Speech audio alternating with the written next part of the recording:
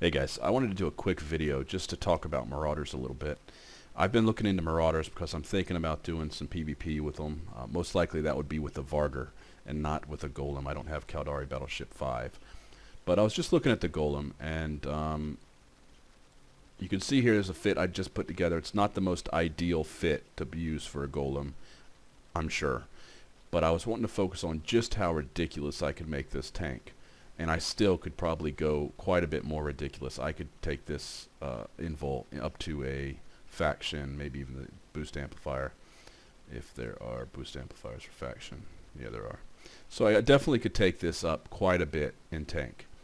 But just for basic fit, not that expensive. This whole fit's, not going to be ridiculous. The tank on it is absurd, and I'm about to show you that in just a second. Like I said, I'll probably fly the Vargar. It's also got a great tank, but not nearly this good. So let's go over the fit real quick. Large micro jump drive. That's just there so that you can get out. I mean, it's almost required for any Marauder because it's got a bonus to it, and it's going to get you out of trouble a lot. And in many cases, it will get you out of trouble. You just get rid of the ships that are scramming you. And once you've got rid of all the scrams, you get out of there. So another thing to help with that is a newt. So you potentially could switch out one of these Nazes for a newt, and that would help you to further remove scrams and escape when needed. But I was kind of looking at this ship more as like a bait ship, an initiation ship to get people on the field, which you could then bring a fleet to fight against. Something of that nature. Cruise missiles, the DPS output's decent, but it's not really the point of this ship. I've got a smart bomb on it.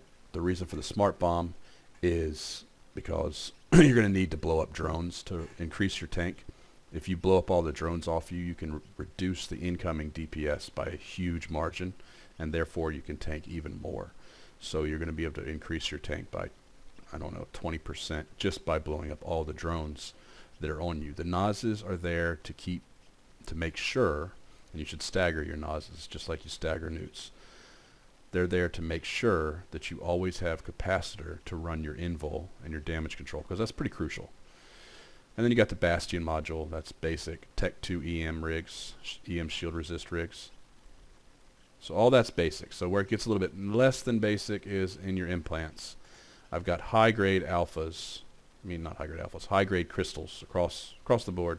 High-grade crystals. And I've got strong blue pill with no side effects. So that's a 30% increase in shield boost. Just with that, and those are pretty expensive implants. You're talking billions of ISK there. But just with that, you've got 3 ancillary shield boosters. What that means is because they're extra large, they run for longer than the other ones. So as a result, you're going to pretty much be able to run one non-stop. And then you stop that one, you go to the next one. The first one's reloading, and by the time you get through with your third ancillary shield booster, by the time you get done with the third one, the first one will have reloaded, so long as you're not running more than one at a time. And I don't think you're going to need to run more than one at a time with this ship. So with no links, this is the link ship that I'm going to show, but we're not going to use that just yet. You turn it on, and you've got 6,000 defense, but most of the time when you're running, unless you're tanking for a very long time, you're going to be overloading your AAR, your I don't know why I want to keep calling it an armor repair, your ASBs, your ancillary shield boosters. And I would actually move them to the outsides of the rack. So I'd have one on the start of the rack, one on the end of the rack, and one in the middle. And that way they would heat sink a little bit and they would overload for longer. But they overload pretty well, so overload them as much as you can until you see them starting to get dangerously heated up and damaged. But right there, overloaded 7,500 defense. So just to give you an idea of what that is, that's probably at least 10 battle cruisers you're tanking, and probably more like 12, 13, 14. Something like that. Battleships, it's probably close to 10 of your average battleships. I'm not thinking about like the high DPS battleships.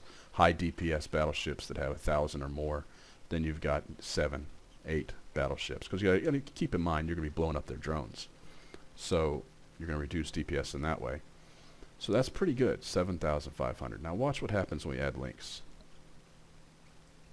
Boom. 12,158 tank. So at that point, I don't even know. I mean, that's you're tanking so much that it's just crazy. At that point, that's 12 high DPS battleships, which you don't see in the game anymore. They're pretty rare to see battleships. Most likely, if you were to jump into, say, a low-sec camp, you'd be looking at things like Battlecruisers, Tech 2 cruisers, that type of thing. And those usually run around 500 DPS. Sometimes they can get up around 800, but usually about 500 DPS for a Tech 2 cruiser or battlecruiser on average. In reality, it's probably a little bit lower than that. But you're talking like a 24-man camp that you're tanking with just one shield booster. Not to mention if you overload your invul, it goes to 13,000. Or if you turn on your second, if you need just a burst tank until your fleet arrives, 24,000. Your third, I do not suggest you ever run all three at once, because when they run out, you're going to drop really fast. But 36,000. So that's enough tank that this one ship could tank most of the dreads in the game. Some Moroses it's going to have some trouble with. But you could solo tank and tackle a dread with this. That's pretty awesome. So it's a pretty cool tank. I just wanted to show you guys that. It's insane the level of tank you can get out of a golem. And I bet if you really tried, you could probably get this over 15,000 with some faction mods in there. Actually, let's just try that real quick. Let's go to... That's probably going to be too expensive. Let's just do a Caldor Navy. So right now, 12,158. Boom, 13,000. Let's go to the shield booster, or the shield boost amplifier. And let's do another Caldor Navy. And I gotta get rid of that first. And that's no difference. 13,598 versus... Yeah, that's a small difference. Very small. Let's try Dead Space. How about a Pithy C? 764. So it's marginal. I probably wouldn't waste the money on this. It's such a small difference that I would go just Tech 2 with that one. The bigger difference appears to be from the invul, where you can get that and then you overload it. 15,000. 15,000. That's just crazy. 15,000 tank. So this ship potentially could be a solo ship where you just jump into a camp, and unless they've got 20 plus people, they're not going to kill you. They can try to newt you, which is a typical response to Marauders, but it's not going to matter. You've got these Nazis that are going to give you at least enough to run your invul. And you think, oh, well, you're going to run out of charges. No, you're not going to run out of charges. You've got 90 charges right there. That's not to mention the other things you could do to guarantee you have charges. You could have someone drop can at the gate before you go in or whatever. But 90 charges that's enough to reload 10 times. So you can run all three of these, plus have 10 total reloads, because I believe that each take 9 charges. Yeah, 9 charges. So that's 10 reloads. That's pretty awesome. And a 13,000 tank. It's just a cool ship. I wanted to show it to you. I'll probably run with the Vargar because I've got Mimitar Battleship 5, and I just think overall for a solo ship it's a little bit better.